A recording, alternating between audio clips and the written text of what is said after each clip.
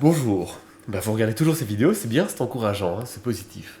Alors cette vidéo, donc vous avez déjà vu celle d'introduction, hein, sinon vous pouvez cliquer là sur l'écran, mais sinon cette vidéo aussi, elle va parler des obsessions. Elle va parler des obsessions bien sûr liées au malheur et au bonheur. Alors je vais commencer par un exemple assez simple.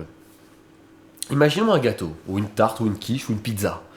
Vous allez découper ce gâteau en plusieurs parts, relativement égales.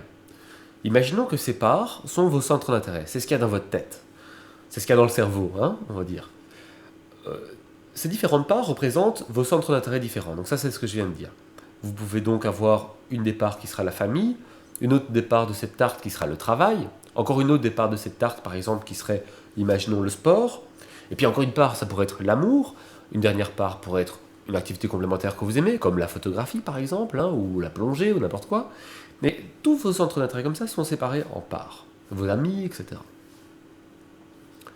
Imaginons que quelque chose se passe mal, pour une raison que je peux expliquer dans une vidéo spéciale, par exemple sur l'obsession amoureuse, hein, sur le manque d'amour, etc. Vous pouvez cliquer aussi sur l'écran pour y arriver. Enfin, imaginons, voilà, on va prendre cet exemple-là, que votre copine, que votre relation avec votre copine soit particulièrement difficile, et que, malheureusement, vous ressentez beaucoup d'amour pour elle, et elle très peu pour vous. Ça va donc vous faire mal, vous allez donc donner de plus en plus d'importance à cette femme, parce que vous serez en position d'attente, d'amour par rapport à elle, et cette femme va prendre donc vraiment sa part dans votre cerveau, donc sa part d'intérêt va augmenter. Vous allez vraiment avoir, cette femme va devenir de plus en plus importante, et tout ce que vous allez commencer à penser et à faire sera pour elle. Donc je reprends les parts de mon gâteau, il y avait la part du sport, de la famille, la part de ma copine, et bien là on va imaginer que la part de la copine augmente, et comme elle augmente, elle doit en prendre sur les autres de la place, et donc la part du travail, du sport, de la famille va diminuer. Hein, donc, la copine va prendre de plus en plus d'importance dans sa tête et va écraser tout le reste. C'est ce qu'on appelle une obsession. Donc ça veut dire que cette chose-là devient très très importante et prend la place sur toutes les autres. Alors le premier impact sur le bonheur et le malheur, en dehors du fait que cette femme nous rende malheureux, je ne parle pas de ça, le premier impact c'est que tous les bonheurs, tous les malheurs que vous allez pouvoir subir dans votre vie et qui ne sont pas liés à cette femme seront amoindris. Parce que ces bonheurs seront plus ou moins important en fonction de la taille que représente la part correspondante. Donc si vous avez un malheur dans le travail et que votre part est écrasée à cause de votre obsession amoureuse, la part du travail est écrasée à cause de l'obsession amoureuse, eh bien votre malheur dans le travail sera amoindri et vous le subirez moins. De la même manière que si ce serait un bonheur, j'ai reçu une promotion, ça va mal avec ma copine sur laquelle je fais une obsession, paf, ma promotion passera presque inaperçue pour moi, elle ne m'apportera pas réellement de bonheur. Hein. Tout un peu de l'inverse, je peux faire une obsession sur mon travail, sur ma carrière, ma copine me largue, je m'en fous, parce que ma carrière est mon obsession et que je me concentre là-dessus. C'est très important. À l'inverse, tout ce qui est lié à cette obsession sera beaucoup plus important. Donc les bonheurs et les malheurs liés à cette obsession seront énormes. Ma copine, ça va mal, c'est mon obsession.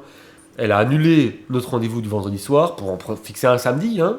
Eh bien, paf, parce qu'elle a annulé le vendredi soir, je vais me concentrer là-dessus. Ça va être un malheur démentiel qui va me blesser énormément. On n'est pas armé pour pouvoir gérer ce genre de malheur, ni pour vraiment gérer les obsessions. Il est donc utile et important d'éliminer cette obsession. Malheureusement, sauf s'il y a un événement extérieur, vous aurez beaucoup de mal à le faire. Bah oui, si votre copine est votre obsession et qu'elle s'en va et que qu'elle coupe les points avec vous, de force, cette obsession finira par disparaître parce que vous ne pourrez plus la nourrir. La fille ne sera plus là, vous serez obligé de passer à autre chose, ça sera une catastrophe, mais vous serez obligé.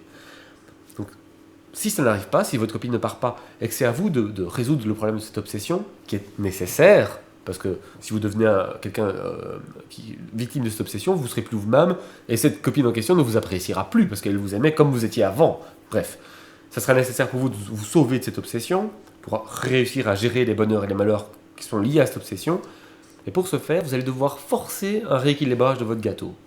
Je prends mon gâteau, je prends mes parts, sport, travail, amour, etc. Eh bien, si l'amour ou le travail a pris une trop grande importance, vous allez devoir artificiellement essayer de la résorber et de lui donner moins d'importance, en donnant artificiellement plus d'importance au reste. On ne sait pas réduire la taille d'une de ses parts, d'un de ses centres d'intérêt. C'est très difficile. Alors pour arriver à la réduire, il faut donner plus d'importance aux autres. On dit souvent que quelqu'un qui subit la maladie de l'amour doit changer d'idée en faisant la pâtisserie.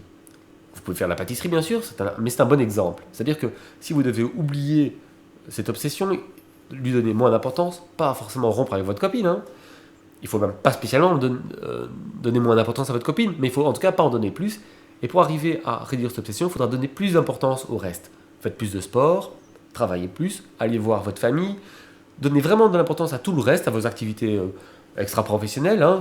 Vous aimez le roller, faites du roller.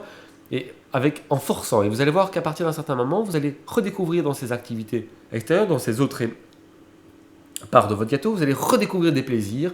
Et une fois que vous allez commencer à réapprécier certains moments autres que ceux qui font partie de votre obsession, eh bien, votre obsession sera en phase de recul. Elle va de nouveau elle va recommencer à diminuer, comme ça a déjà été le cas plusieurs fois probablement. On est tous sujets à des mini-obsessions. Et jusqu'au moment où elle disparaîtra et où la part de cette obsession sera devenue d'une taille normale et qu'elle ne vous obsédera plus. Voilà ce petit mot sur les obsessions. Bonne journée, au revoir.